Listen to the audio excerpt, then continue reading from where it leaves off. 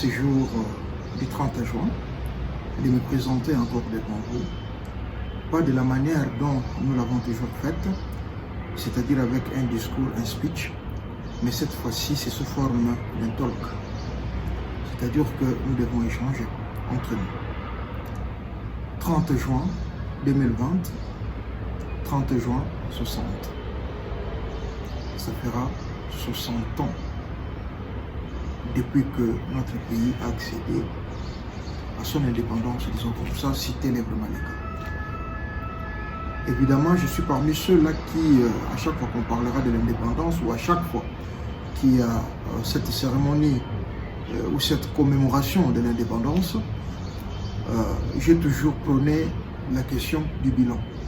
Mais aujourd'hui, peut-être que vous serez étonné que je puisse aborder la question d'une autre manière.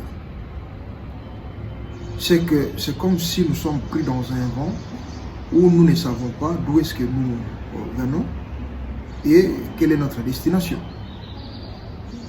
J'aimerais faire un arrêt, dans ce sens que nous puissions nous poser la question.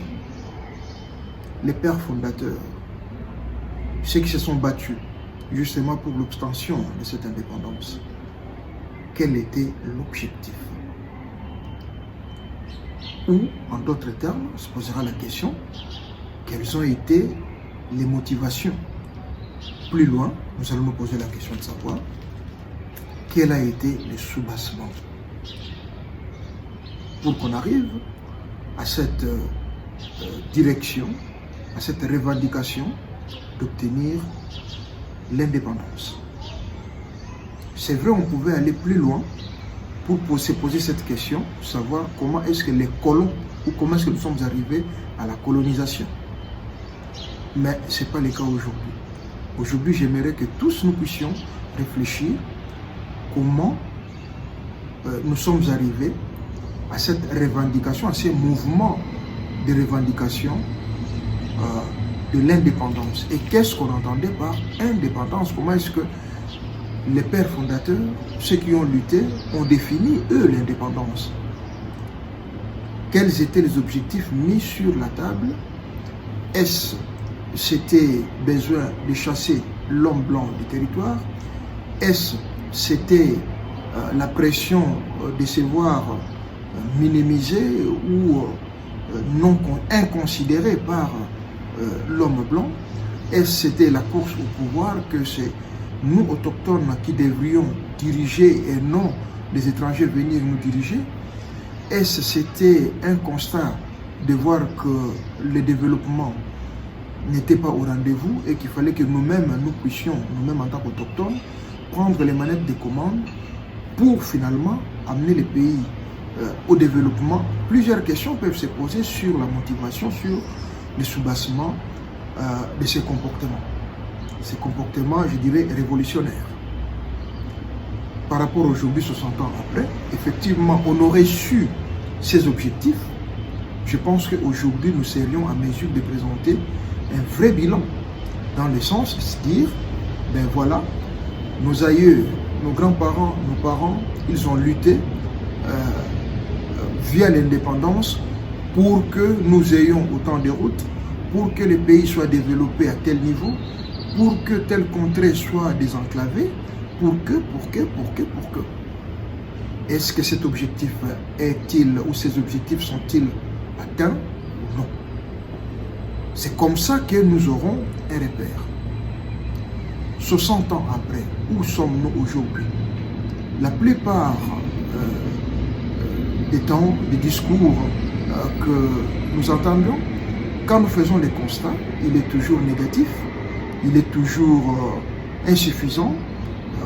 On n'est jamais arrivé et personne n'est déjà arrivé. D'ailleurs, la preuve, même les pays que nous envions, qui soient civilisés, qui soient développés, continuent de travailler.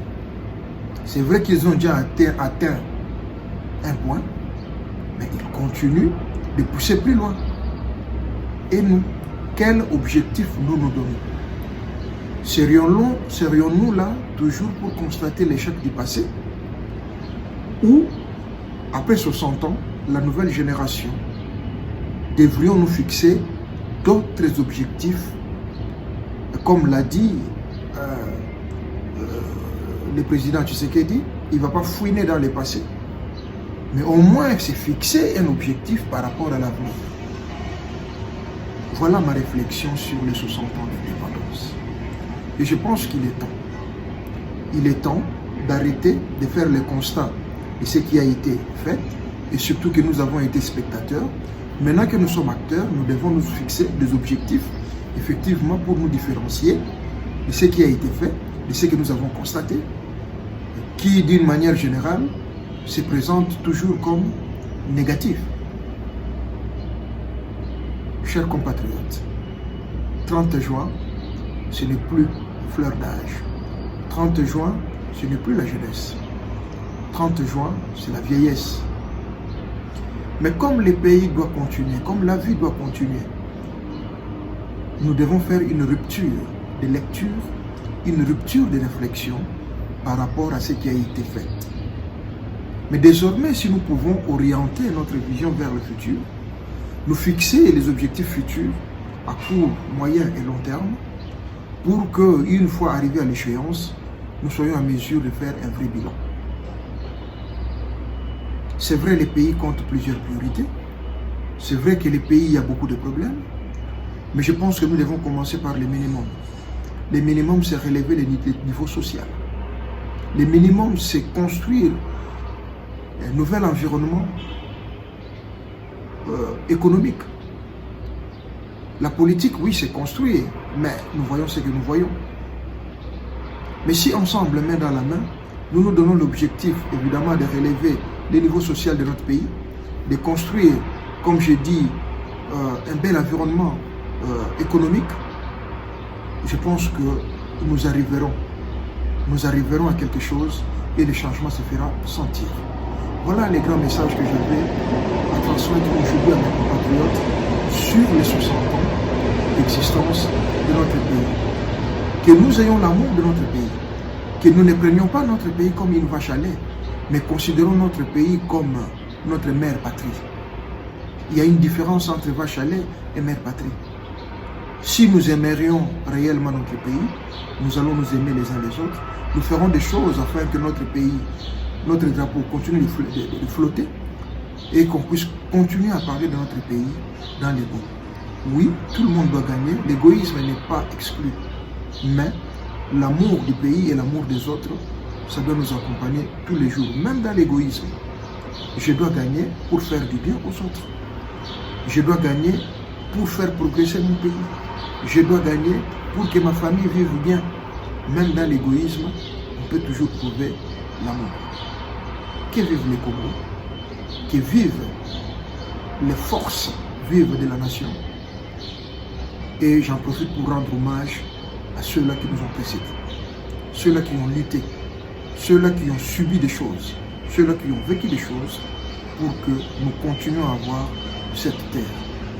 Quand nous aimerons le Congo, nous n'allons pas vendre ce pays, nous n'allons pas l'exposer, mais par contre nous allons défendre nos frontières, nous défendrons nos valeurs, nous défendrons notre culture, nous défendrons tout ce qui a été mis à notre disposition en tant que Congolais.